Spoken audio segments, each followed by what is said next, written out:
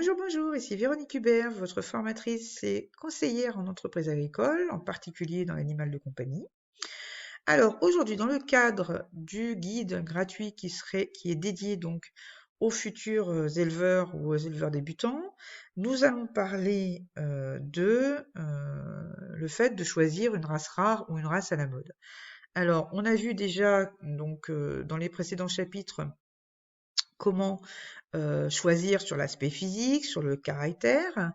Nous allons parler là aujourd'hui plus du problème, est-ce qu'on choisit une race rare ou une race à la mode, mais aussi d'autres petits critères qui peuvent entrer en ligne de compte. Alors, déjà, une race rare, que ce soit en chien ou en chat, c'est de façon grammaticale, hein, c'est une race qui a peu d'effectifs. Hein, ça veut dire qu'il y a peu de potentiel de reproduction. Hein. Au niveau du chat, comme il y a moins de races, on va dire que, et en plus, au niveau du chat de race, il y a quand même moins de production que au niveau du chien. Donc, à part des races à la mode comme le Maine Coon, le Sacré de Birmanie, le British et le Ragdoll, les autres races ont des naissances, un nombre de naissances relativement moyen. Au niveau du chien, c'est beaucoup plus flagrant. C'est-à-dire qu'en race rare, on estime que ça commence à peu près à 500, 800 naissances par an, quoi. Voilà, on va dire déjà en dessous de 1000, ça commence déjà à être dangereux. On va dire ça comme ça. Donc, il est évident que on ne va pas aborder l'élevage d'une race rare comme une race connue par monsieur et madame tout le monde. Bon. Ne serait-ce que déjà sur un plan financier. Le prix moyen d'un chiot ou d'un chaton oscille entre 700, 800 et 1500 euros, à peu près. Hein, on va pas prendre les spécificités, repro, pas repro, l'off, pas l'off, peu importe. Bon, on est sur ces prix-là. Quand on tape dans une race rare, on commence à partir de 2000, 2500 euros, et ça peut aller jusqu'à 3500, 4000, 5000. Donc, il est évident que quand vous allez choisir une race pour démarrer un élevage, il va falloir d'abord vous demander si c'est une race rare ou une race commune. On va dire ça comme ça. Bon. Si c'est une race rare, il va falloir faire un effort financier assez important. Soit par rapport à la femelle ou les femelles, parce qu'en général c'est comme ça qu'on commence, hein, à la ou les femelles que vous devrez acheter et que vous ne trouverez pas partout, soit carrément d'acheter peut-être un couple pour être sûr d'avoir ce qu'il faut à la maison, et de toute façon, donc pour pouvoir produire plus tard, et de toute façon, ça veut dire que c'est un investissement qui est quand même assez important. Bon. Ça veut dire quoi aussi? Ça veut dire que l'effort que vous faites au départ, soit vous aurez beaucoup de demandes parce que la race est rare au niveau des effectifs, mais pas forcément négligée, hein, on va dire ça par la clientèle. Et dans ce cas, vous aurez une liste d'attente tellement longue que vous serez sûr de vendre vos chiots ou vos chatons et à un prix quand même assez élevé, et on va dire que dans les 2 ans, vous pourrez avoir ce que j'appellerais un retour sur investissement, hein, même si c'est un mot que j'exècre au niveau du chat ou du chien, enfin au niveau de l'animal de toute façon, hein, ce sont des êtres vivants. Soit vous serez sur une race qui est commune, et dans ce cas-là, vous aurez des prix moyens, parce que de toute façon, vous, au départ, vous aurez des prix moyens au niveau des achats, pas de souci. Donc, vous vendrez aussi vos chiots, vos chatons à des prix moyens, mais comme ce sera une race qui est relativement connue, vous n'aurez pas trop de difficultés à la vendre non plus. D'accord? Bon. Donc ça, c'est un point important. Ensuite, il faut penser, surtout dans une race rare, au problème du pool génétique. Donc le pool génétique, c'est quoi? C'est le vivier qui existe pour la reproduction future. Donc la reproduction présente, on va dire, et surtout future. Bon. Ça veut dire que plus une race est rare, moins il y a de reproducteurs disponibles, et surtout, plus grande est la difficulté de trouver des reproducteurs de lignées un petit peu différentes pour ne pas rester enfermé dans une consanguinité qui va être très vite augmentée et qui va pas provoquer des tares puisque la consanguinité ne crée rien, mais en tout cas les faire apparaître beaucoup plus souvent. Et si vous n'avez autour de vous ou même à 500 km de vous que des chiens ou des chats qui sont de la même lignée et que vous savez justement que vous pouvez avoir quelques soucis dans ces lignées-là, eh bien vous risquez d'être vite enfermé. Bon. Donc, à prendre en considération que justement la réduction du pool génétique fera que financièrement aussi, vous serez obligé d'aller chercher plus loin vos reproducteurs, voire en dehors de nos frontières. Ça veut dire aussi probablement les payer plus cher, avoir des frais plus importants pour les faire revenir, que ce soit par avion, que ce soit en voiture, peu importe, ou par transporteur, voilà. Mais aussi le souci de faire des saillies plus tard, puisque évidemment, à moins d'acheter 2-3 femelles et d'acheter 2 mâles, par exemple, eh bien, vous aurez toujours le problème de trouver le mâle correspondant à votre femelle et de pas être trop enfermé tout de suite, quoi. Parce que ça, c'est le gros danger quand il y a peu d'effectifs à utiliser. Donc, à prendre en considération de bien étudier les lignées donc de la race que vous voulez élever, si c'est une race rare, parce que justement, il va falloir choisir vos futurs reproducteurs de façon assez stricte pour pouvoir travailler avec pendant les 2 à 5 ans qui viennent sans être obligé de tout casser pour retrouver des reproducteurs qui n'ont rien à voir, quoi. D'accord? Voilà. Ensuite, autre point important, la clientèle. Alors, il faut savoir que une race, contrairement à ce que beaucoup pensent, une race, c'est pas les éleveurs qui la font, c'est le public. Ça veut dire que plus une race est estimée par le public, plus elle est connue donc, et plus elle se vend.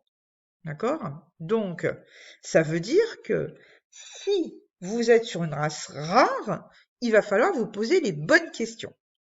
Ça peut être une race qui vient d'être reconnue, par exemple, que ce soit par le LOUF ou par la Fédération cynologique internationale, donc en Belgique, dont la Société centrale canine dépend. Ça veut dire que tout d'un coup, je me comprends, très récemment, il y a eu la reconnaissance officielle de la race en question, et ce qui fait que les chiots au lof ou les chatons au louf sont encore assez peu répandus, mais c'est normal puisque la race est reconnue que peut-être depuis 3, 4, 5 ans, ce qui est rare, enfin ce qui est peu pour une race de chien ou de chat. Et ça explique le pourquoi du comment de la rareté de la race. Bon. Ça peut être aussi parce que la race a des problèmes de reproduction. Alors, l'un ne va pas forcément avec l'autre. C'est-à-dire que c'est pas parce qu'une race a des problèmes de reproduction qu'elle est rare. Par exemple, prenez le bulldog anglais ou le chihuahua, qui sont des races très courantes, très connues, voire même à la mode en leur temps, et qui restent relativement chers, en tout cas pour le bulldog anglais, parce que les problèmes de reproduction, quand je dis problèmes de reproduction, c'est plutôt à la mise bas. On a quand même dans ces deux races-là, parmi d'autres, il y en a d'autres, des césariennes relativement fréquentes. Dans le bulldog anglais, une surveillance qui doit être faite dans les 3 premières semaines, pratiquement 24 heures sur 24, pour éviter l'écrasement des chiots, des choses comme ça. Dans le chat, ce qui est dramatique, et je le relève souvent, ce qui raréfie les races, c'est la propension des éleveurs à castrer et stériliser à tour de bras leurs chatons, sans s'occuper de savoir si il y a suffisamment, même pour eux, pour reproduire plus tard. et il se rend pas compte que le taux de consanguinité est en train d'augmenter de façon dramatique. Alors pas dans les 2-3 premières générations de leur pédigré, mais en montant en 8e, 9e, 10e génération, il y a un taux de consanguinité, même sur des races relativement connues aujourd'hui. Et ça, c'est pas ce qu'il y a de mieux, hein, parce que là, au train où vont les choses, je suis désolée de le dire aux éleveurs de chats qui élèvent peut-être depuis 10-15 ans ou même depuis 2 ans, peu importe, mais à continuer comme ça, les éleveurs de chats, vous allez droit dans le mur, hein. Ça, c'est sûr et certain, hein. Un potentiel génétique, il ne peut se développer que si l'espèce ou la race reproduit. S'il y a un exemplaire ou 2 maximum sur 4, 5, 6 qui reproduisent, sur déjà une race dont les naissances ne sont pas très élevées, il est évident que plus tard, les effets s'en font sentir.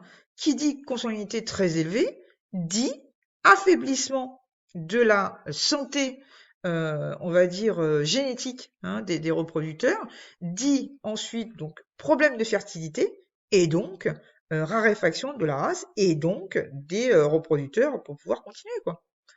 Donc là, faites très attention, hein.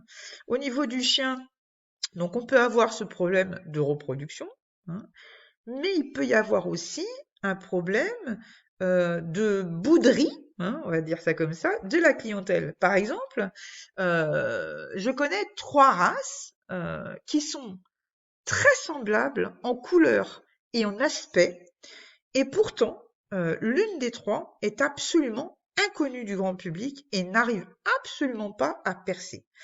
Je parle donc, la première, c'est le Spitz allemand, que beaucoup d'entre vous connaissent, hein, notamment le Spitz nain, hein. À côté de ça, donc, il y a le Spitz japonais, et à côté de ça, encore, il y a le Spitz italien qu'on appelle le Volpino. Bon. Que l'on prenne le Spitz allemand blanc, le Spitz japonais qui est blanc dans la grosse majorité, voire dans la race, parce que je connais pas trop les standards, donc je ne m'avancerai pas, mais je veux appuyer sur ce point-là au niveau de la couleur et de l'aspect. Donc, le Spitz blanc, le Spitz japonais qui est blanc, le Volpino dont la grosse majorité des sujets sont blancs, eh bien, si vous allez sur Google et que vous tapez le nom de chacune de ces races et que vous les regardez, pour le commun des mortels, l'individu lambda qui ne connaît pas le standard de ces races, il vous dira que c'est la même, ou presque. D'accord? Bon, il verra très très peu de différence. Eh bien, on ne comprend pas que le Spitz allemand soit extrêmement connu, le Spitz japonais qui soit extrêmement demandé, les quelques éleveurs qui en ont des listes d'attente à ne plus savoir quoi en faire, et que le Volpino, donc le Spitz italien, n'ait pratiquement aucune demande et est en train de s'éteindre tout doucement, y compris dans son pays d'origine. Donc vous voyez, alors que ce sont des races qui ne posent pas plus de problèmes, enfin surtout entre elles, il n'y a pas des différences de reproduction à ce point. Voilà, c'est ce que je veux dire. Donc comme quoi, faites attention si vous vous lancez dans l'élevage d'une race rare, autant vous aurez du mal à trouver vous-même, vous allez vous lancer dedans, faites attention d'être sûr de pouvoir vendre donc vos chiots ou vos chatons. Si vous vous lancez dans une race relativement connue, oui, vous en trouverez très facilement. Par contre, n'oubliez pas que vous aurez autant de concurrence 1 an et demi ou 2 ans plus tard pour vendre vos chiots ou vos chatons. Donc, à prendre en considération pour le choix final, si c'est vraiment un critère qui peut vous arrêter, un point à prendre en considération, justement parce que c'est pas forcément ce que vous croyez. Donc prenez le temps d'étudier, encore une fois, hein, que ce soit pour les caractères physiques ou pour le caractère, hein, justement, les aspects caractériels. Prenez le temps d'étudier aussi cette question-là, parce que sur des petites races comme ça, sur le Spitz, bon bah à la limite, comme je dis souvent, c'est pas pour ce que ça mange. Donc si vous avez 1 ou 2 chiots ou chatons sur les bras, c'est-à-dire qui reste 15 jours, 3 semaines de plus, voire un mois de plus, c'est pas très grave. Si vous avez une race, et en particulier du chien, parce que passer 15 kilos, on est carrément dans le chien. Si vous avez une race qui fait 40, 50 kilos à l'âge adulte, voire plus, et ça veut dire des chiots qui vont faire dans les 10, 15 kilos à 2 mois, quand vous les gardez 15 jours, un mois de plus, je peux vous garantir que sur le plan financier, ça vous mange, au sens propre comme au sens figuré, la baraque. D'accord?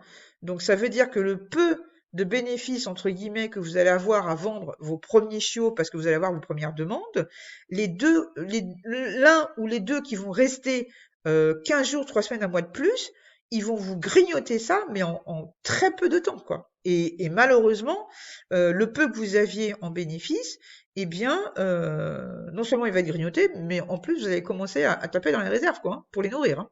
Vraiment, hein. Donc, réfléchissez à ça aussi, c'est important. D'accord? Voilà. Eh bien, écoutez, j'espère que ces petites infos vous auront été utiles et je vous souhaite une très très bonne journée. À très bientôt.